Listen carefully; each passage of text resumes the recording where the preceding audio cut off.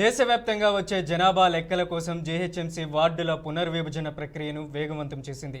మంగళవారం GHMC special general body మీటింగ్లో commissioner Karnan ఈ విషయాన్ని ప్రకటించారు. కేంద్ర ప్రభుత్వం ప్రతి లోకల్ బాడీ యొక్క వివరాలను ఈ ఏడాది డిసెంబర్ 31కి సమర్పించాలని ఆదేశించింది. ఇందులో ఎన్ని వార్డులు ఉన్నాయో వాటి జనాభా వివరాలు, ప్రతి వార్డు విభజన వివరాలు కోరబడతాయని స్పష్టం చేశారు. ఈ డెడ్లైన్ పురోగతి సాధించడానికి జీహెచ్ఎంసీ అధికారులు చట్టపరంగా డీలిమిటేషన్ ప్రక్రియను వేగవంతం చేశారు. ఇప్పటి వరకు ఒక వారం రోజుల పాటు అభ్యంతరాలను స్వీకరించిన అనంతరం జీహెచ్ఎంసీ కోర్టు ఆదేశాలతో మరో 2 రోజుల పాటు స్వీకరణను కొనసాగించాలని నిర్ణయించింది. నగరంలో ప్రతి వార్డు పునర్విభజనతో ప్రజల సేవల్లో మరింత సమర్థత పెరుగుతుందని అధికారులు తెలిపారు.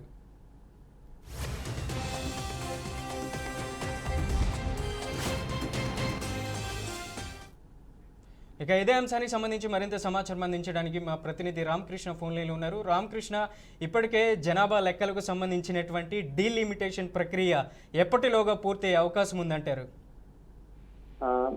మనోజ్, మెయిన్ గా చూసుకుంటే జిహెచ్ఎంసీ 27 మున్సిపాలిటీలకి సంబంధించి జిహెచ్ఎంసీలో కలపాలి అని చెప్పేసి ఏదైతే ఓఆర్ఆర్ కి లోపల ఓఆర్ఆర్ కి చుట్టుపక్కల ఉన్నటువంటి పంచాయతీలకి సంబంధించి జిహెచ్ఎంసీలో మున్సిపాలిటీని పంచాయతీ మున్సిపాలిటీని జిహెచ్ఎంసీలో కలపాలని రీసెంట్ గా జరిగినటువంటి తెలంగాణ క్యాబినెట్ లో నిర్ణయం తీసుకున్నారు. దానికి అనుగుణంగానే వస్తున్నటువంటి ఏదైతే జిహెచ్ఎంసీకి సంబంధించి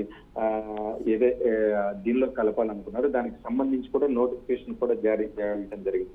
మెయిన్ గా చూసుకుంటే దేశవ్యాప్తంగా చేపడుతున్న జనాభా లెక్కల కోసమే జిహెచ్ఎంసీ వార్డుల పునర్విభజన ప్రక్రియ వేగవంతం చేసిందని చెప్పుకోవచ్చు. దీనికి సంబంధించి కూడా మంగళవారం నిర్వహించిన GHMC special general body meeting లో కమిషనర్ కర్ణన్ ఇదే విషయాన్ని వెల్లడించారు. చూసుకుంటే ఏదైతే జిహెచ్ఎంసీకి సంబంధించి ఏదైతే కేంద్ర ప్రభుత్వం జనగణ తీసుకురావాలనుకున్న జనాభా లెక్కలకు సంబంధించి ఒక క్లారిటీ రావాలి. ఆ క్లారిటీకి సంబంధించి ఈ నెల 31వ తారీఖు వరకు గడువు విధించింది. ఈ 31వ తారీఖు లోపు ప్రతి రాష్ట్రం కూడా జనాభా లెక్కలకు సంబంధించి డేటా సెంట్రల్ గవర్నమెంట్ కి ఇవ్వాలని సూచించింది. దీనికి సంబంధించి మెయిన్ గా చూసుకున్నట్లయితే నిన్నటితో దీనికి సంబంధించి 27 మున్సిపాలిటీలకు సంబంధించి కంప్లైంట్స్ ఏమైనా ఉంటే ఫిర్యాదు చేయొచ్చు అని కూడా నిన్నటి వరకు గడువు ఇచ్చింది జిహెచ్ఎంసీకి సంబంధించి. అది కోర్టుకు వెళ్లిన నేపథ్యంలో దాన్ని 2 రోజుల వరకు పొడిగించారు.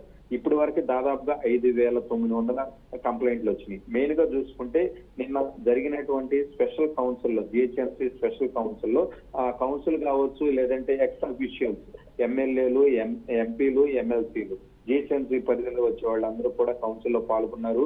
దానికి సంబంధించి మెయిన్ గా బీజేపీ, బీఆర్ఎస్ పార్టీ చాలా తీవ్రంగా వ్యతిరేకిస్తుంది. ఎందుకంటే జిహెచ్ఎంసీలో కలిపేస్తే చుట్టుపక్కల ఉన్నటువంటి ఏవైతే ఉన్నాయో కొన్ని గ్రామాలుగానే ఉన్నాయి, ఇంకా ఏదైతే అది డెవలప్ అయ్యే పరిస్థితి లేవు, దానికి సంబంధించి రోడ్లు కూడా లేవు. అలాంటప్పుడు జిహెచ్ఎంసీలు విలీనం చేయడం వల్ల ఇంకా అట్టడుగు పరిస్థితికి, దారుణమైన పరిస్థితికి గ్రామాలు వెళతాయని బీజేపీ కావచ్చు, బీఆర్ఎస్ పార్టీ వాళ్ళు కావచ్చు, వీళ్ళు మొత్తం కూడా నిన్న కౌన్సిల్ లో కూడా మొత్తం కూడా నిలదీసే పరిస్థితి వచ్చింది. మెయిన్ గా చూసుకున్నట్లయితే దీనికి సంబంధించి ఏదైతే ఈ వార్డులు పునర్విభజన ఇప్పటికి జిహెచ్ఎంసీలో 150 వరకు ఉన్నాయి, దాన్ని 300 చేయాలని భావిస్తున్నట్టుగా అధికార పార్టీ భావిస్తున్నట్టుగా కూడా దీనికి సంబంధించి నోటిఫికేషన్ కూడా వచ్చింది. ఇది మొత్తం కూడా ప్రక్రియ ఏదైతుందో ఫైనల్ కూడా నోటిఫికేషన్ ఒకటి వచ్చే అవకాశం ఉంది. దీనికి సంబంధించి కూడా జిహెచ్ఎంసీ ఒక మ్యాప్ కూడా రిలీజ్ చేయడం జరిగింది. ఇది ఏదైతే ఉందో ఇప్పటి వరకు దాదాపుగా 5,900 కంప్లైంట్లు వచ్చింది. మెయిన్ గా చూసుకున్నట్లయితే ఈ వార్డులకు సంబంధించి బోర్డర్లు ఎక్కడ వరకు ఏ వార్డు ఏంటి అనేది కన్ఫ్యూజన్ ఉంది. దాన్ని ఒక క్లారిటీ తీసుకురావాలి. క్లారిటీ తీసుకొచ్చిన తర్వాతే దీనికి సంబంధించి డీలిమిటేషన్ అనేది జరగాలి అని చెప్పి కూడా ఏదైతే అధికార పార్టీ వాళ్ళని నిన్న కౌన్సిల్లో కూడా దీనికి సంబంధించి కూడా బీజేపీ, బీఆర్ఎస్ పార్టీ గట్టిగా నిలదీసిన పరిస్థితి ఉంది. 100% ఏదైతే ఇది డెవలపింగ్ అనేది లేకుండా ఓవరాల్ మెయిన్ గా చూసుకుంటే 3 జిల్లాలు ఏవైతే ఉన్నాయో మేడ్చల్, మల్కాజిగిరి జిల్లా, రంగారెడ్డి జిల్లాతో పాటు ఈ 3 జిల్లాల్లో మెయిన్ గా ఈ 27 మున్సిపాలిటీలు జిహెచ్ఎంసీలో కలపాలని భావిస్తున్నారు. కొన్ని అయితే ఇంకా గ్రామాలుగానే ఉన్నాయని చెప్తాను. దీనికి సంబంధించి దీంతో పాటు వార్డులకు సంబంధించి కూడా ఫైనల్ నోటిఫికేషన్ ఇచ్చిన తర్వాతే ఎన్నికలు కూడా జిహెచ్ఎంసీ భావిస్తున్నట్టుగా కూడా తెలుస్తుంది. ఈ ప్రక్రియ మొత్తం అవడానికి జిహెచ్ఎంసీ ఎలక్షన్ ఫిబ్రవరితో అయిపోతుంది. దాదాపుగా ఈ ప్రక్రియ 1 year వరకు పట్టే అవకాశం కూడా ఉంది. 1 year తర్వాత ఈ ప్రక్రియ ఏదైతే కాంగ్రెస్ పార్టీ 300 వార్డులను చేయాలని భావిస్తుందో అదే ప్రక్రియ అంతా కూడా 1 year పడుతుంది. కాబట్టి 1 year తర్వాతే జిహెచ్ఎంసీ ఎలక్షన్ కూడా ఉండే అవకాశం ఉంది.